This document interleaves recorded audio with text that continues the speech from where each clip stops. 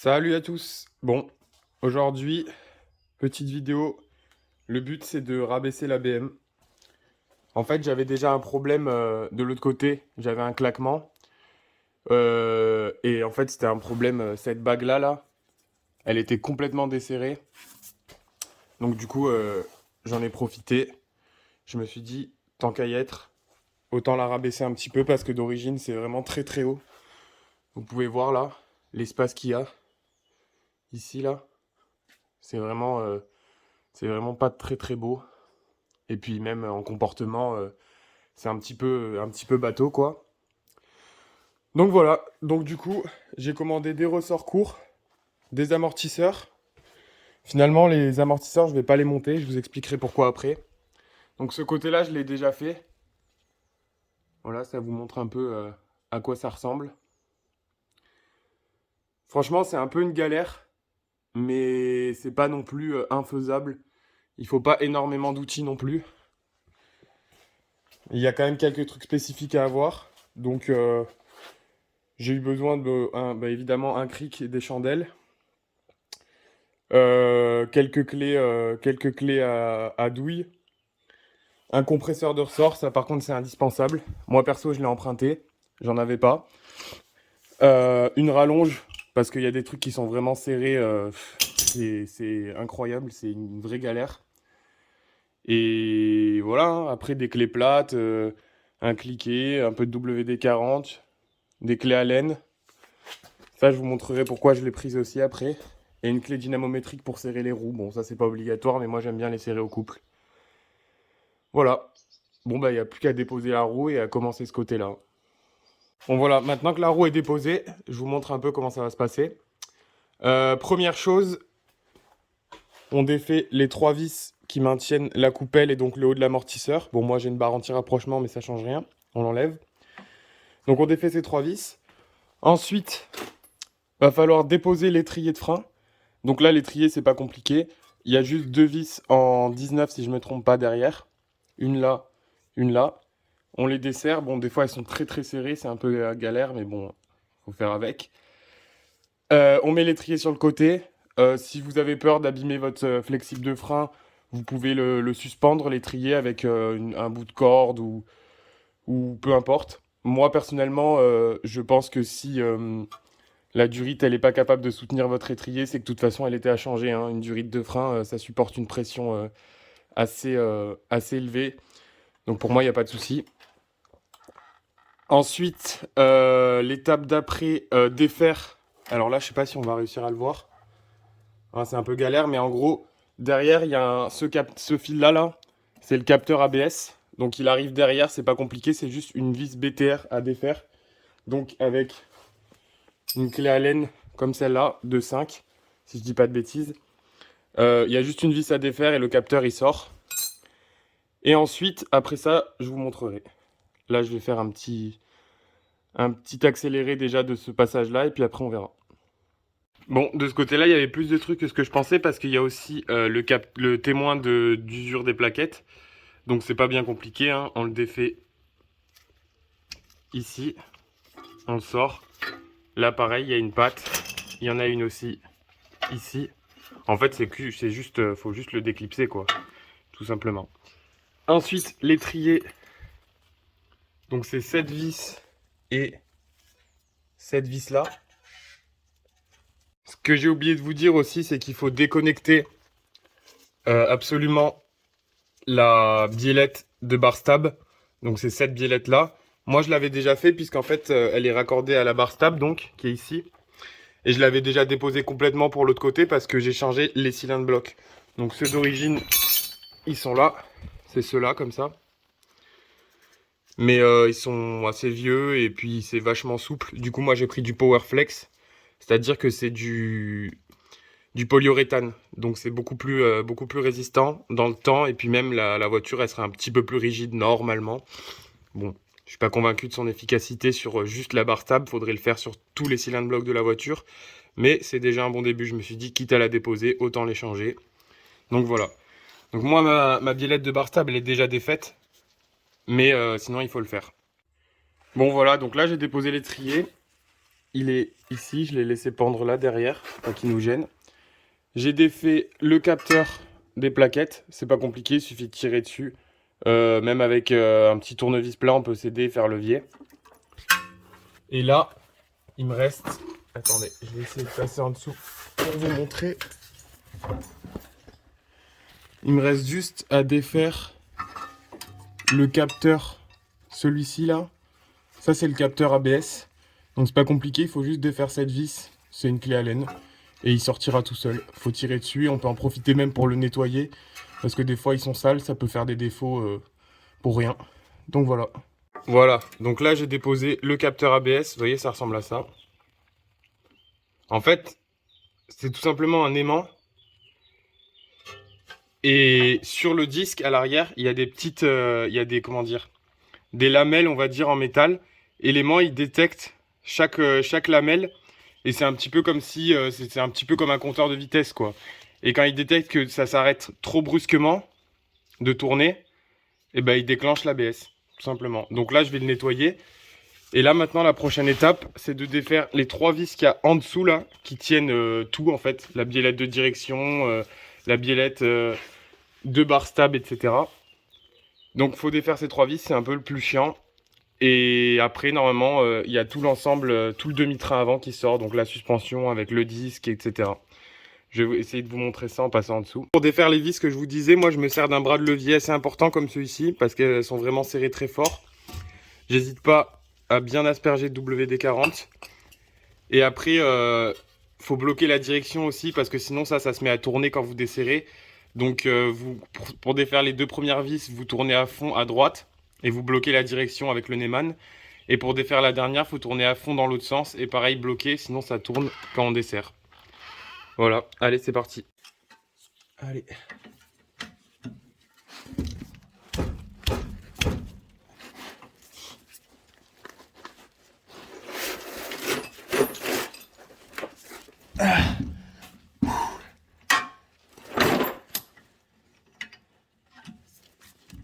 Allez, celle-là, c'est bon.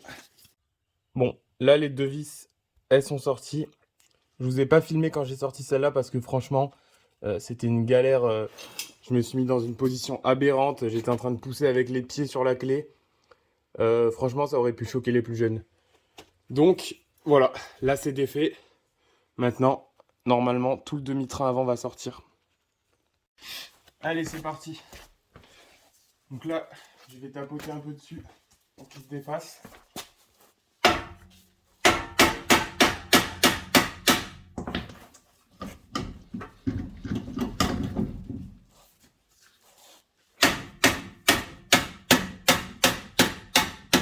Là.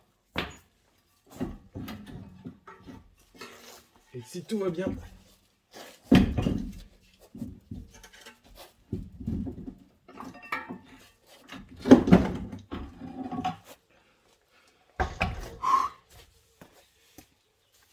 on y est. Ça, c'est déposé. Donc là, on a notre amortisseur, le ressort. Et là, la coupelle. Franchement, écoutez le bruit que ça fait. Je sais pas si vous arrivez à entendre. Elles étaient bonnes à changer, hein. Le roulement, il était assez en bout de vie, on va dire. Là, j'ai mes cales. J'ai des cales de 2 cm. Enfin, ça n'a rien à voir. Donc là, le but, ça va être de compresser le ressort. Parce que là, si vous desserrez ça directement sans compresser le ressort, bon, bah, c'est un coup à finir soit aux urgences, soit mort. Parce que ça, c'est extrêmement tendu. Donc si on desserre ça, ça part comme une balle. Donc, d'où le compresseur de ressort qui est là. Et puis, ben voilà, c'est parti, hein. On y va. C'est vraiment pas compliqué. On cale le ressort là-dedans pour pas qu'il saute. Et puis ensuite, on serre avec une clé de 22.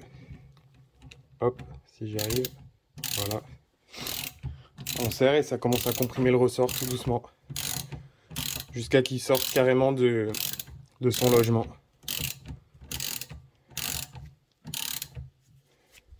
Bon, là, le ressort, il est comprimé comme il faut. Donc en fait, le but, ça va être de desserrer l'écrou. Mais en fait, attendez, je vais vous montrer. En fait, il y a ça qui tourne avec, si on tient pas ça. Donc, moi, comme j'ai pas de clé à œil en 19, je me suis servi d'une clé à bougie. Donc, je mets ma clé à bougie que je prends avec ma clé de 17. Ma clé à laine, je la mets là. Et je me sers de ça pour faire un bras de levier. Et voilà. Et comme ça, je vais pouvoir desserrer tranquillement.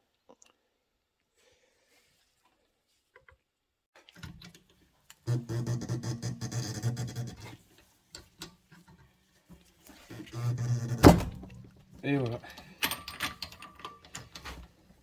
C'est un peu dur, mais ça vient relativement bien quand même.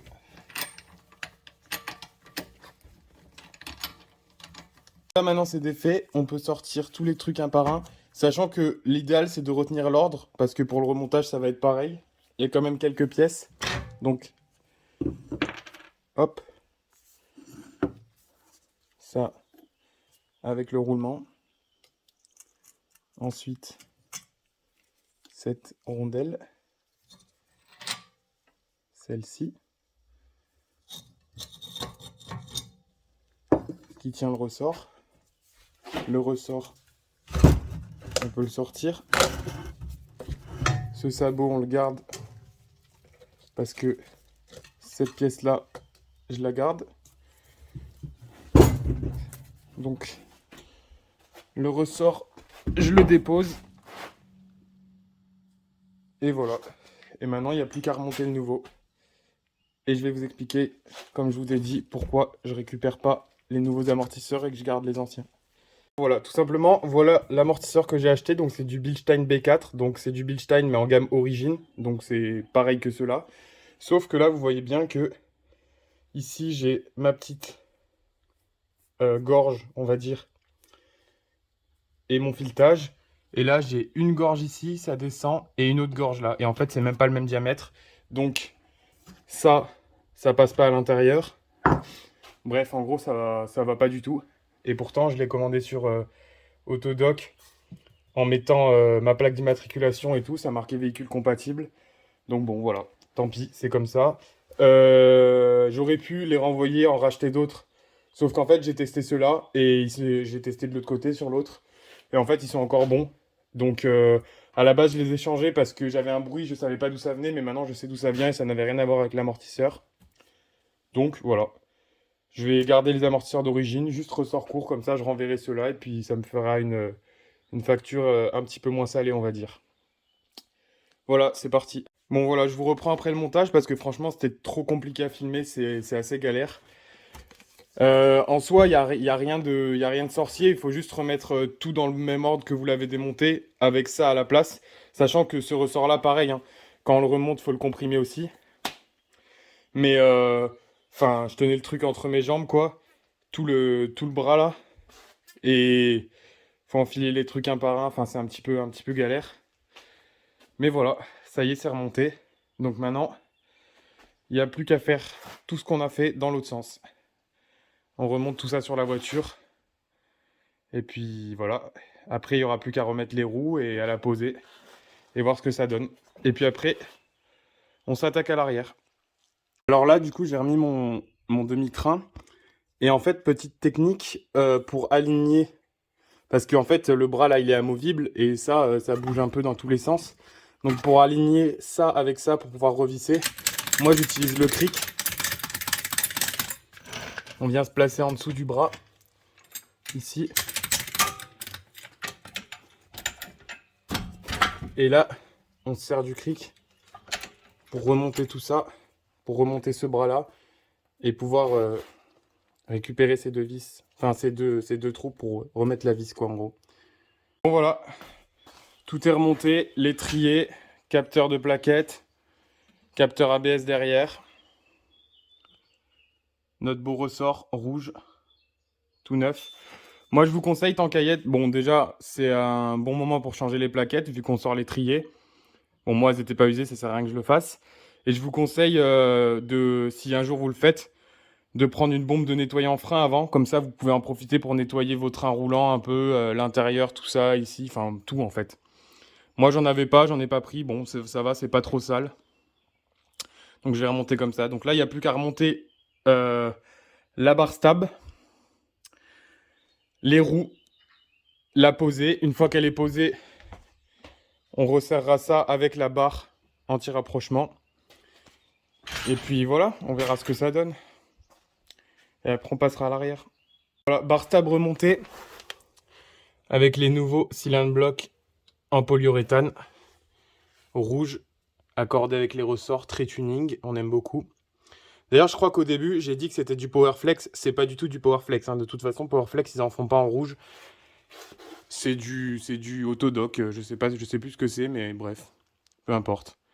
Voilà, donc là, ben, on remet les roues et on la pose. Bon, voilà le résultat une fois rabaissé. C'est loin d'être abusé. Il y a encore pas mal de marge. Mais franchement, si vous aviez vu d'origine, bah, d'ailleurs, je pense que j'essaierai de vous montrer comment c'était à la base. C'était vraiment un 4x4. Hein. C'est-à-dire que je pouvais passer à l'aise toute ma main là. Bon, regardez pas l'état de mes mains, mais je pouvais passer vraiment toute ma main à l'aise. Bon, bah là, plus du tout. Ça n'a quand même rien à voir. Puis le but, c'est quand même ma voiture de tous les jours. Le but, c'était qu'elle puisse être encore utilisable au quotidien pour les dodanes, tout ça. Donc là, je suis content. C'est pas mal du tout. C'est pas abusé, c'est juste ce qu'il fallait. Bon, là, on passe à l'arrière, du coup. Donc pour l'arrière, en fait, comment dire, la tête de l'amortisseur, elle se trouve ici, derrière là. Donc en fait, il faut démonter la banquette. Donc du coup, le bas, ça se démonte tout seul, ça se déclipe juste. Et pour ça, pour démonter le dossier, il y a juste des vis en plastique ici et ici. Donc voilà, c'est pas compliqué, il faut juste les desserrer et sortir l'assise. Ouais, petite correction pour l'arrière, en fait, il y a aussi une vis ici et de l'autre côté là-bas. Et en fait, il y a ça à sortir aussi, mais là, c'est pas compliqué non plus. Il suffit de faire un quart de tour avec ces deux vis, clac, et ça, on le soulève. Et ça sort, comme là-bas. Du coup, là, j'ai démonté la banquette. Et en fait, là, on a accès ici. C'est un peu chiant pour accéder, mais bon, voilà, on est obligé de faire avec. Bon, du coup, c'était trop compliqué avec la plage arrière, je trouve. Donc moi, je l'ai enlevé.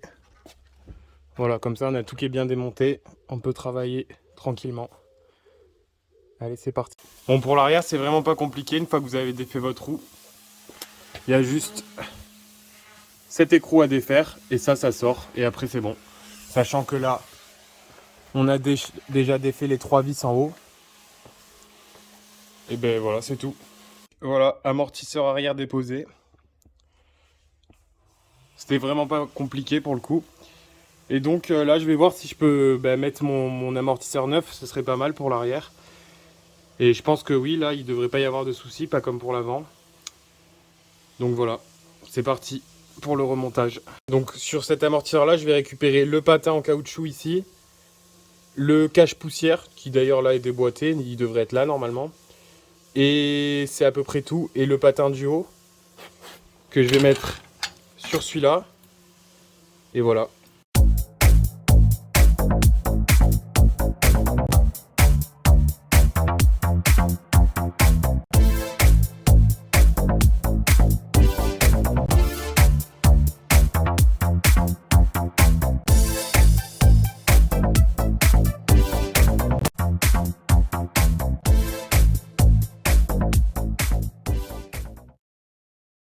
Donc là, ça y est, on a notre montage qui est fini.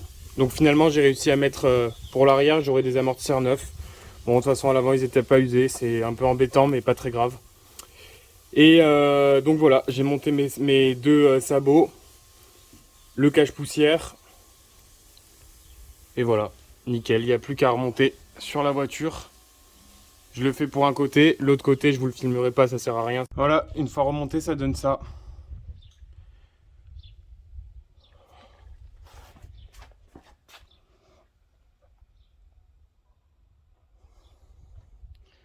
Après, on remontera tout l'intérieur, les roues, et on verra ce que ça donne posé. Voilà ce que ça donne une fois posé. Franchement, je suis super content, c'est pas abusé. On pourrait même croire que c'est d'origine, mais franchement, d'origine, elle était vraiment super haute. Sur la route en dynamique, franchement, c'est pas mal du tout. On a perdu un peu de confort, évidemment. On sent beaucoup plus les aspérités de la route, mais moi, honnêtement, je préfère. Et le train avant est beaucoup plus précis. On a une direction plus précise. Et franchement, en dynamique, c'est beaucoup mieux, quoi. Et sachant qu'on a des amortisseurs d'origine à l'avant et du Bilstein à l'arrière, mais du Bilstein B4, donc gamme origine. Donc c'est comme s'il y avait rien au niveau des amortisseurs, quoi. C'est comme si c'était d'origine, pardon. C'est vraiment que les ressorts courts et ça change déjà la donne. Alors j'imagine même pas ce que ça doit être avec des amortisseurs sport, type B6 ou B8. Bon voilà, en tout cas je suis très content.